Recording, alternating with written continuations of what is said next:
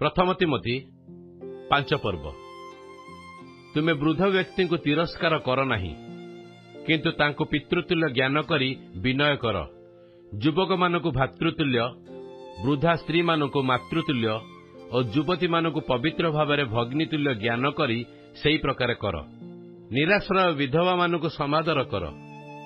किंतु जेबे कोनोसी विधवार पुत्र कन्या बा पौत्र पौत्री थांती, तेबे से माने प्रथमरे अपना परिवार प्रति भक्ति देखाइबाकू और पितामाता प्रति प्रत्युपकार करने शिक्षा करंतु। यह तो ईश्वर दृष्टि सुग्राह्य अटे।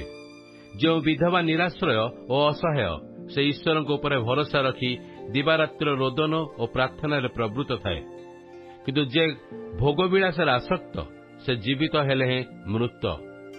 सेमाने जेपरि अनिंदनीय हुअंती, एथिपई एही समस्त मध्य सेमानकु आज्ञा दियो। किंतु जदि कहीं अपना आत्मीय विशेष अपना परिवार तत्व न निए, से विश्वास मत अस्वीकार करिअछि, आउ से अविश्वासी मानक ठारू अधम अटे। जो विधवार बयस 60 वर्षरु उणा नुहे, आउ से जे एक स्वामीर स्त्री और सत्कर्म हेतु सुख्याति प्राप्त, अर्थात से यदि संतान मानक प्रतिपालन, आतिथ्य सत्कार, साधु मानकर पाद प्रक्षालन, दुखीर दुखमोचन करिथाए, पुणी समस्त सत्कर्म उद्योगी होइथाए, तेबे ताहार नाम विधवा तालिका लेखा जाऊ। किंतु युवती विधवा मानक अग्राह्य कर, कारण सेमाने कामाभिलाष आसक्त होई ख्रीष्टଙ୍କ ठारू विमुख हेले विवाह करने इच्छा करती। सेमाने सेमानक पूर्व प्रतिज्ञा लंघन करिवारु दंडनीय हुअंती। आहुरी मध्य सेमाने घर घर बुली आलस्य प्रिय हेबाकू शिखंती। आउ केवल आलस्य प्रिय नुहे, मात्र असार गल्प परचर्चा करी अनुचित कथबार्ता करती। अते मोहर इच्छा युवती विधवा माने विवाह करंतु, संतान प्रसव करंतु, गृह कार्य परिचालना करंतु, निंदा करिया पे शत्रु को कौनसी सुजोग न दियंतु।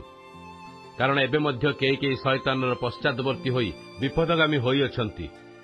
यदि कौनसी विश्वासिनी महिला गृह विधवा माने थांती, तेबे से सेमानक दुख मोचन करंतु।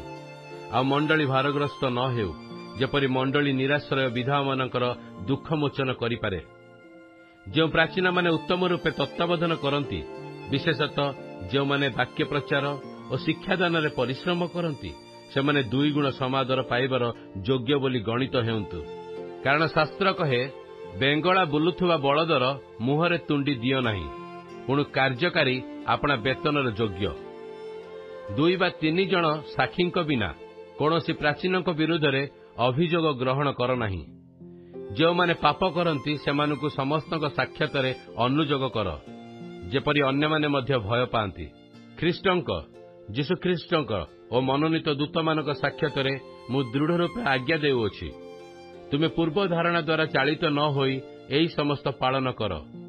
पुणी पक्षपात भाव कौनसी कार्य कर नाही, अकस्मात काहारी उपरे हस्तार्पण कर नाही, किंबा अन्य मानक पापर सहभागी हुओ नाही। आपण को साधु करी रख। आउ केवल जलपान न करी तुमर उदर रोग और बारंबार अस्वास्थ्य सकाशे अल्प दाक्षरस पान कर। काहारी पाप विचार पूर्वरु काहारी अबा परे प्रकाश पाए, सेई प्रकार मध्य सत्कार्य पूर्वरु प्रकाशित हुए। आउ जहा प्रकाशित हुए नहीं ता गुप्त रखा जाई पारे नहीं।